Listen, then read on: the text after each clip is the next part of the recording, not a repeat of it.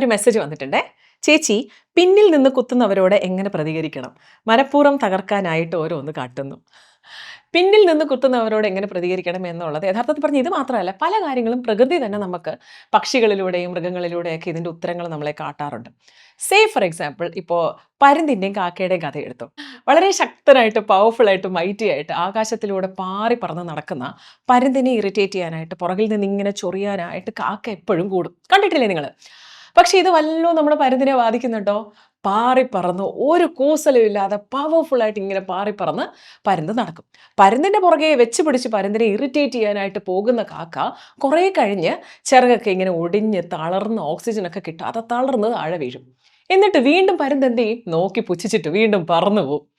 ഇതായിരിക്കണം ഈ പറയുന്ന പോലെ പിന്നിൽ കുത്തുന്ന ആൾക്കാർക്ക് നമ്മൾ കൊടുക്കേണ്ട ഉത്തരം. നമ്മൾ തിരിഞ്ഞ് ഇതിനെല്ലാം പ്രതികരിക്കാൻ നിൽക്കാൻ പോയാലോ നമ്മുടെ ശക്തി പോവും, നമ്മുടെ എനർജി പോവും, നമ്മുടെ സമയം പോവും, വാല്യുബിൾ ആയിട്ടുള്ള നമ്മുടെ സമയം പോവും.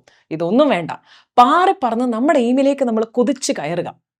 കുറേ ഗോസിപ്പൊക്കെ അടിക്കും, കുറേ പിന്നിൽ നിന്ന് കുത്തും, തകർക്കാനായിട്ട് ശ്രമിക്കും. അവസാനം അവർ തന്നെ തളർന്ന് പുറകോട്ട് പോകും. ഇതായിരിക്കണം നമ്മുടെ മറുപടി.